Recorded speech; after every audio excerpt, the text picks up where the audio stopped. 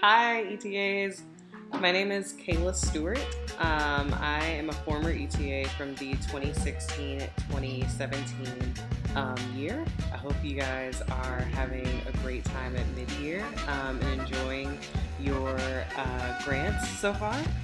I went to the University of Houston, which is in Houston, Texas. I graduated in 2015 with a degree in journalism, and I actually had two minors, one in African American Studies and one in Global International Studies. I currently live in New York City, and I am working here right now. During my time in Indonesia, I was placed in Semarang, which is on Central Java, and had an amazing time.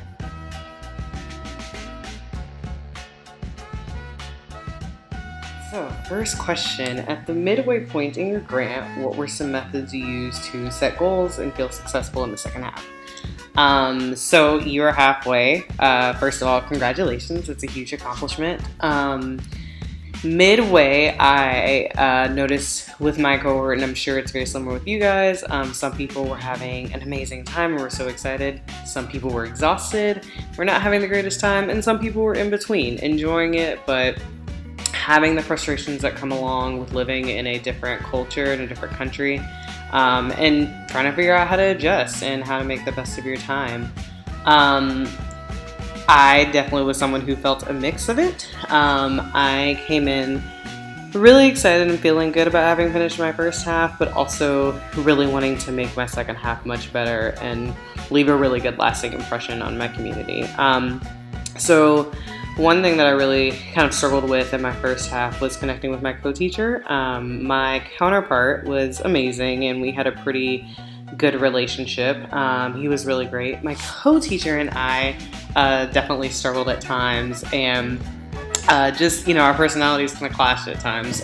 So I worked really hard to create some new strategies to get to know her, which for me meant asking more about her family, asking more about her career, which we both connected over since we were both originally writers by trade. I worked really hard to get to know more about her background and just kind of worked to listen more to how she wanted to run the classroom and not let my presence kind of overwhelm things.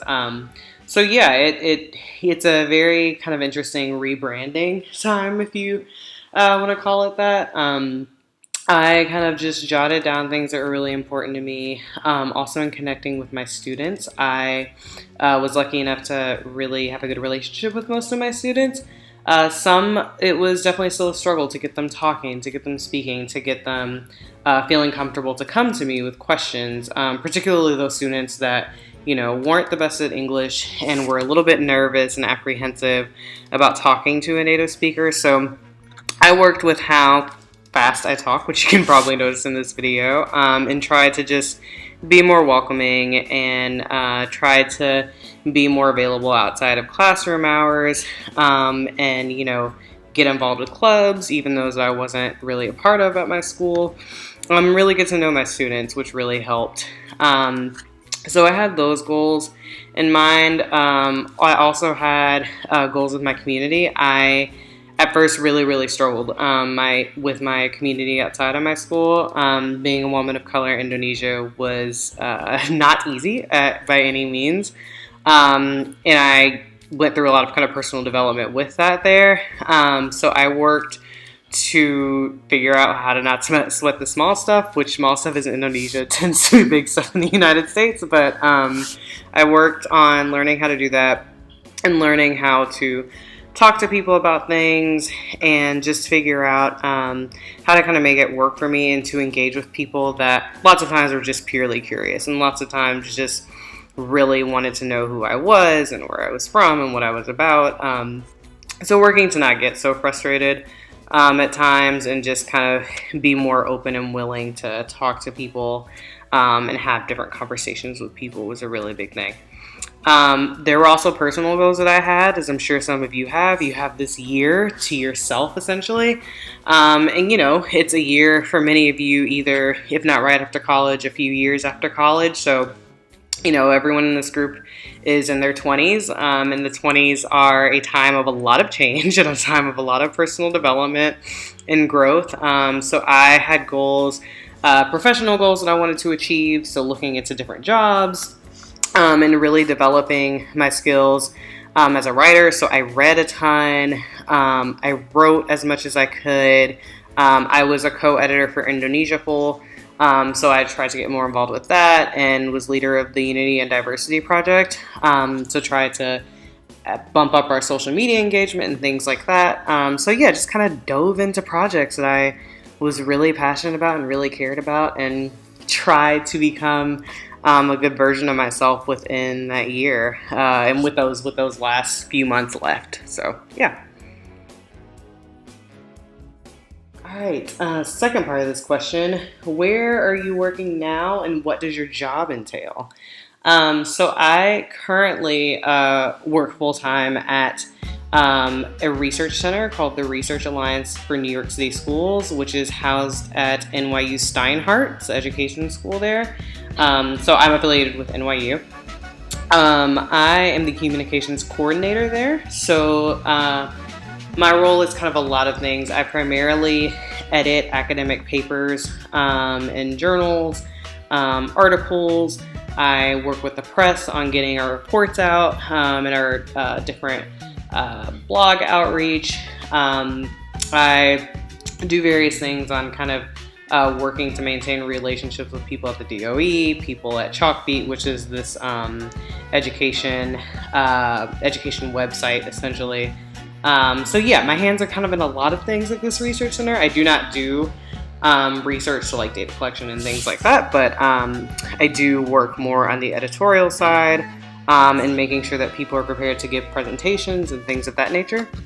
I also, and I'll get to this more later, but I'm again a journalist by trade. I am a writer at heart and ultimately want to continue writing and hopefully write for a large publication in the future, but I do still freelance.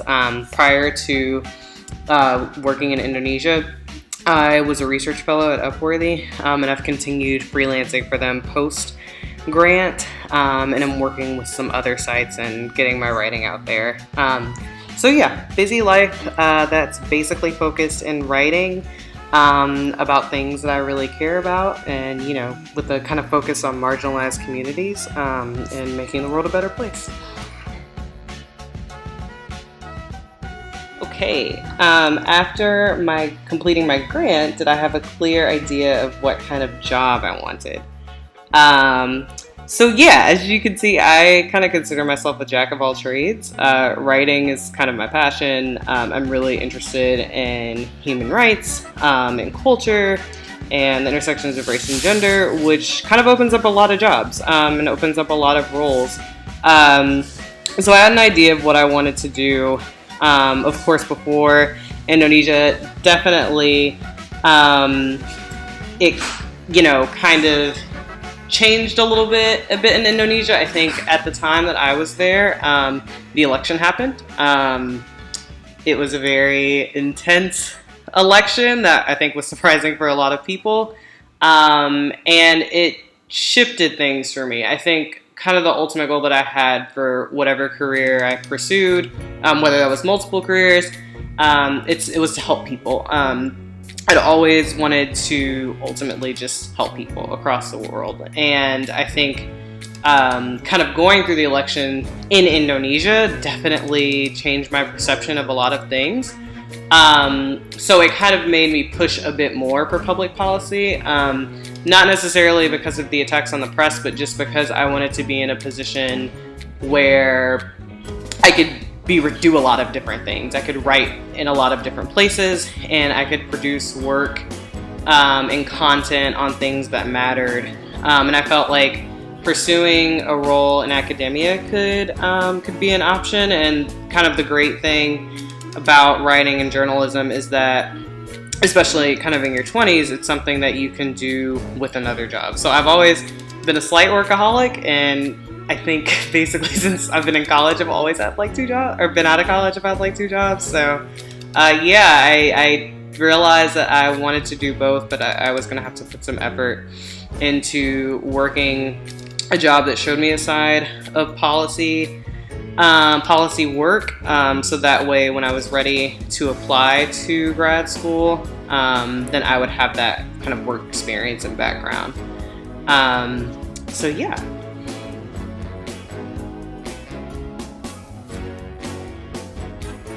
All right, did your experience as an ETA affect your career interest? So yeah, kind of answered this in the last video. Absolutely.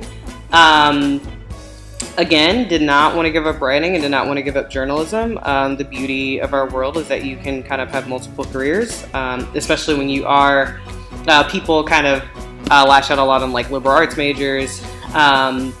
But the world is kind of open to you. If you do have a writing background, you get to do a lot of things and you get to do them at once. You're not really bound to one specific thing, which I personally love.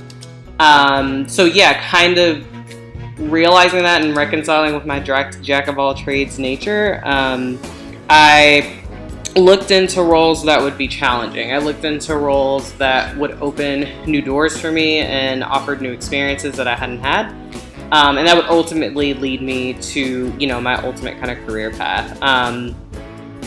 I knew that had something to do with international relations. I'm still wondering where that will take me, whether it is foreign policy, whether it's doing work for the UN, whether it's reporting around the world. Could be a mix of those things. We'll see. But I knew that I needed to start by getting into a role that showed me, if not a side of policy, abroad, a side of policy from the United States. So education is huge and extremely important, as you guys know, as teachers. I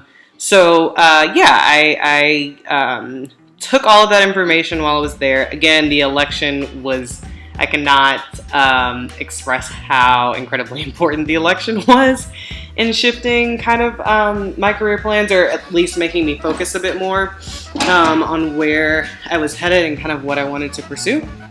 And of course, the people in my cohort, as I'm sure you guys have and know, everyone is doing such incredible things. Everyone has such an amazing background, and all of the people in the room right now, all of you guys are going to do amazing things, and that's exactly how it was in my cohort. I was surrounded by just wonderful people, and people that really wanted to do good things for society, and being able to talk with those people and spend a year with those people in this very kind of exclusive experience was, again, immensely important, and definitely kind of informed my ideas about how to best help society and how to best do the things that I wanted to do, while also contributing and kind of figuring out where to start.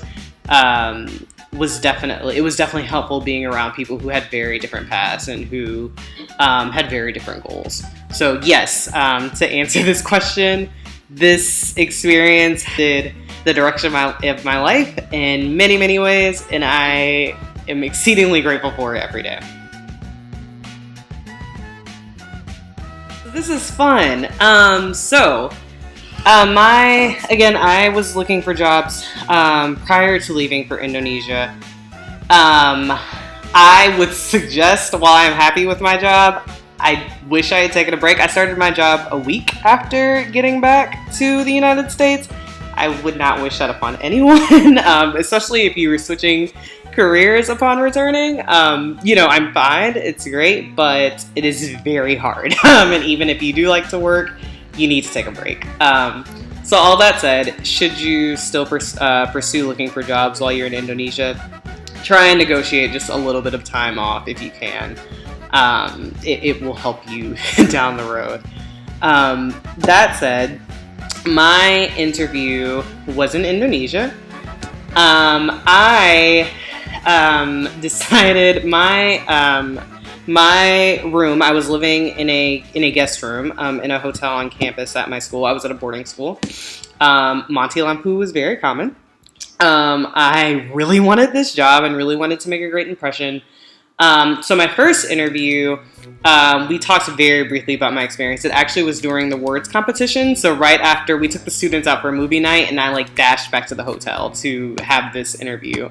Did not think I was going to get this job. It was probably about April at this time, so still a ways out from getting back. But I got a call based on my resume and cover letter. We chatted a bit. My boss was interested in what I was doing. I told her that I was working at this military boarding school, told her how it influenced my desire to implement change and help marginalized communities, and how I felt that education was a great place to start, working in an education research center. So, with this, like I said, I also work as a writer. I have tied this to freelancing positions, working with marginalized communities, working abroad, trying to, as cheesy as it sounds, help the world, save the world. Don't say that. But working to make the world a better place is an idea that you can form and kind of work with in different places.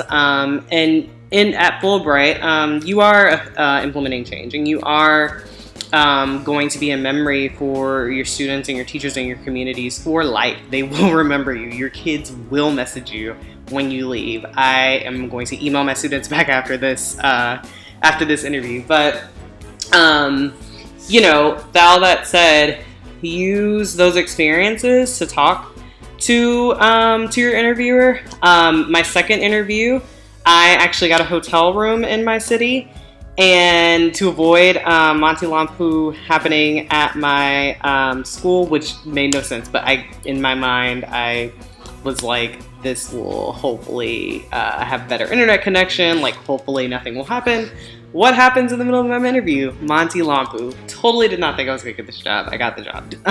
But during that second and crucial interview, I spoke with my boss, and we talked about Indonesia for about 20 minutes. And one of the biggest things I think was key in me getting hired was talking about the difficulties of Indonesia, talking about what was really hard for me, talking about interacting with co-teachers that were frustrating, or students that can get to participate, or the things that you deal with in Indonesia as a woman of color, and just kind of all of those super cool experiences and how I made it still work, how I still was able to deal with these difficulties and still able to have a really great year.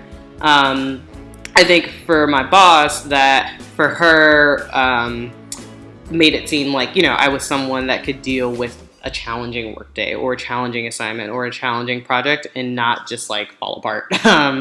So yeah, I took kind of two very different sides of my experience in two different interviews, and it worked out. So I would say, all of that said, be honest. Talk about your experience. Don't sugarcoat it. If you've had a very difficult year, talk about that, and talk about how you've been able to take this difficult year, but also recognize that this is such an important experience to your life and to your career, and how you'll utilize that experience in the future. If it's been a wonderful experience, talk about that. Talk about all of the people that you engage with and how you engage with them. Talk about the ways that you make things happen, and talk about how you get people on board with your lessons, and how you get them engaged in American culture, and how you teach them different things, and make them really excited about you and about what you bring to your community. I think that's key.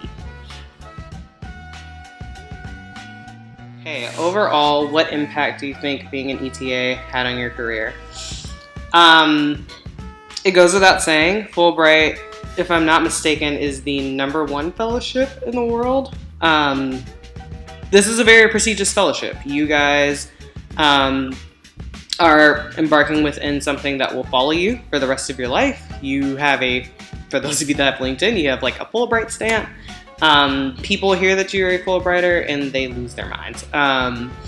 It is wonderful and it's humbling, and don't let it inflate your head by any means. But know that you've received this award because you have something incredible to offer, and you've shown the work that you can do, and you will do a lot of great work in the future. It has absolutely impacted my career. This job that I'm in is the most difficult role that I've had, and that's primarily because it is in an industry that is just different. Writing is very different in academia than it is in media. And I've been forced to rethink how I write and how I perceive good writing, and forced to rethink my work strategy, and forced to constantly think of things in a new way to understand a city I am not from, and understand the education here and the different things that impact the education system, such as systemic injustice and systemic racism and financial aspects of things and politics. There's just a lot of information that I'm taking in constantly that I would not have been able to do had I not been a Fulbright scholar. I think, and not that said, it's because of the work I did to be able to become a Fulbright scholar. It's the work that I did in college, and it's the connections that I made, and it's the things that I did, and then it's the work that I did while I was in ETA. So yeah, it's had a great impact on my career. I think I've been able to utilize it well in these short, 7 months-ish now that I've been back. But it's been hugely important, and I think it will be important down the road. I think it's also as important as you want to make it. Everyone takes very different career paths, and some people want very quiet careers and reserved, and some people, do kind of want to lead the charge, whether it's in medicine, whether it's in policy work, whether it's in IR, all of these kind of different industries, tech, and all of you can do that. I think how you use your experience is going to be key in where you go. Taking the lessons that you've learned, taking the experiences that you've had, staying friends with everyone, keep the connections that you've made through your Fulbright, keep them. One of the ETAs, I'm not sure when this video is going to run, but my site mate is actually one of my very good friends now, and he's going to be up here for conference next week and is staying with me. But I think we had this really great relationship, and we're in two different industries, but are always constantly sending each other opportunities, and are always constantly introducing each other to people or kind of professionals that we think the others should know about, and those things are important. For both of our jobs, we are why the other person found that job. So I would just say that this experience, as with anything, it's how you make it. Utilize it. Use this incredible fellowship that will look awesome on your resume and will have so many people knocking on your door. You will have your pick of jobs, whether it's when you get back, whether it's a year down the road if some of you are taking a break, which by all means everyone should do if they can. But whenever you've decided on what you want to do and want to embark on that, this will absolutely help you. Alright, so I have talked a lot. I hope that this was helpful for you guys. Again, I think Shelby, who is wonderful, hello Shelby, Shelby asked me to answer these questions and told me to add anything else. I think the only thing I had to add that wasn't on here was just making sure you stay as connected as possible to the ETAs that you've become friends with. Or just people. It's very hard. Obviously, everyone's very far, but the people that you hung out with are the people that you're gonna spend nights out in Jakarta with at mid-year. Hold on to those folks. They're really good people, and you guys may end up in the same city. There are actually 4 ETAs, including myself, in New York City, and we do all hang out sometimes, and we keep up with each other, and are there for each other as we all have gotten back into the swing of things. And those relationships are really important. Stay connected with alumni. Depending on where you are, there are alumni events. I just went to something at the UN in November, if I'm not mistaken, and it was excellent. I met a lot of Fulbright scholars that were from other countries that were coming into the United States, and also went to an Indonesian food festival with some of them in the city. So stay connected. You never know where these connections lead. Again, Fulbright is very prestigious. There are lots of high places that you can go. I'm sure all of you will get there. And yeah, the best thing you can do is just utilize that experience, stay connected. Last thing I'll say, have fun. This is going to be one of the most memorable years of your life. Indonesia is wonderful, as I'm sure you guys already know. Even with the frustrating times, whether it's your co-teacher not showing up, whether it's Monty Lampu, whether it's a lizard that appears that is as big as your head, near your bed, whatever it is, all of those things happen, and you will laugh at all of those things when you get back. They will be hilarious to you. You'll have many stories to tell your friends and family.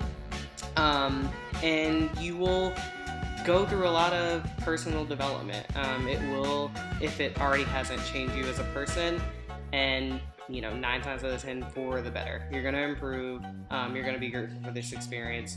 So enjoy it. Enjoy being able to travel. Enjoy the people that you meet. And have a great rest of your year. Good luck, guys. Bye-bye.